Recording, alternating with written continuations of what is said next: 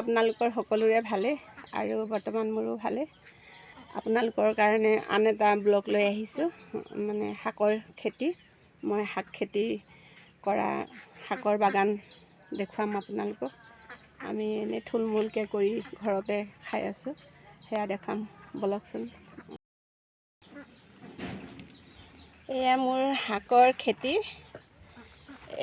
এয়া হৈছে লাই শাক আৰু এইফালে বিন গছ আছে, কিনাৰে কিনাৰে বিনৰ গছ দিয়া আছে।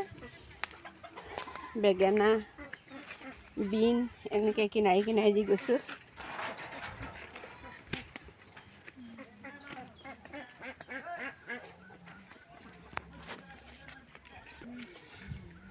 আৰু এইফালে আছে মূলা, তাৰপৰা এইফালে মটৰ গছো আছে, মটৰো দিছোঁ মাজে মাজে। এইখিনি মূলা সিফালে নগজিলে মানে কুকুৰাই খুচৰি দিলে। তাৰপিছত আৰু ইটো ছাইডত আছে লফাটো আপোনালোকে চিনি পায় চাগে। লফা এইটো লাই শাকৰ লগত মাছৰ লগত খাবলৈ বহুত ভাল লাগে, পিছল পিছল। এইটো লফাৰ আগটো যদি এনেকৈ ছিঙি দিয়ে তেতিয়াহ'লে আকৌ আগ ৩-৪টা ওলাই জোপোহা হয়। এয়াও বেছি গজা নাই, দেখিছেনে? এই মাজে মাজে গজাই নাই মুৰ্গীৰ কাৰণে। এতিয়া আমি বেৰ দি দিলোঁ, যাব লাগিব। এয়া চাওক, এয়া লফা। এই আগটো ছিঙি দিলে, এই আগটো যদি ছিঙি দিওঁ তেতিয়াহ'লে আকৌ ৩-৪টা আগ ওলাব, জোপোহা হ'ব। আৰু এইটো হৈছে দাংবডি মাহৰ গছ। তেনেকৈ ইয়াত ইফালেও আছে, মাজে মাজে দিছোঁ। আৰু এইফালে কিনাৰত বিনৰ গছ।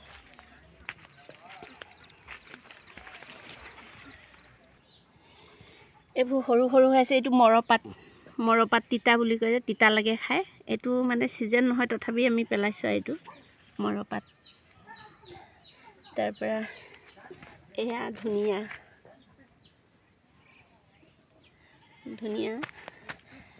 মাজে মাজে বহুত ডাঠ হৈ গ'ল।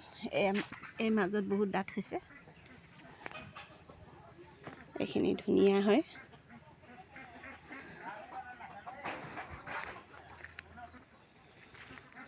আৰু এয়া পালেং।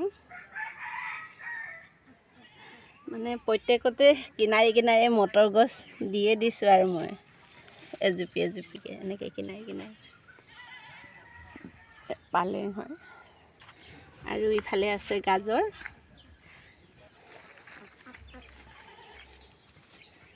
জলকীয়া অলপ অলপকৈ আমি ভৰাই আছোঁ বৈয়ামত।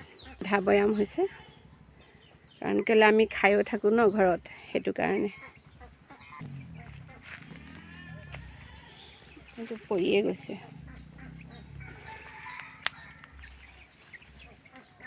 বান্ধি দিব লাগিব। আকৌ এনেকৈ বান্ধি দিছিলোঁ পৰি যোৱাৰ কাৰণে, আকৌ এতিয়া বেছি ওখ হৈ গ'ল। আকৌ এনেকৈ বান্ধি দিব লাগিব। আৰু এইফালে আছে এয়া আদা গছ। এইটো ভোট জলকীয়া হয়। এইফালে কিনাৰে কিনাৰে চব আদা গছ দি দিছোঁ। এইফালে বেঙেনা গছো আছে, এনেকৈ আদা গছ আছে, কিনাৰে কিনাৰে দিছোঁ। আৰু এয়া ভোট জলকীয়া লাগি আছে।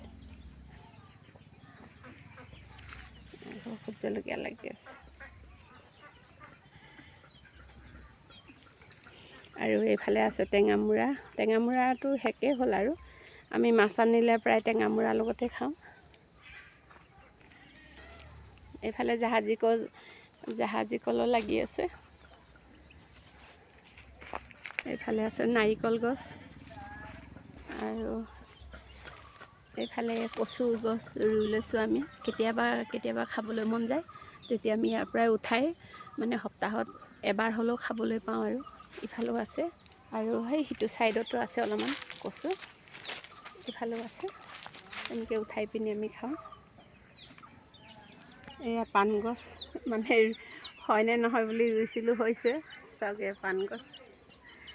তামোল গছতহে দিয়ে, হয় নাই? পাণ গছটো এতিয়া আমি এনেই এইটো কি গছ হয় জানো, এই গছতে উঠাই দিছোঁ। লগতে এইফালে অমিতা গছ, তামোল গছো আছে। হালধি গছ, হালধি ৰুইছিলোঁ, হালধি এয়া তুলিব হৈ গ'ল। এতিয়া আমি কুঁহিয়াৰো ৰুইছোঁ। এয়া কুঁহিয়াৰ, আমাৰ শাকৰ বাগান, আপোনালোকক দেখুৱাইছোঁ।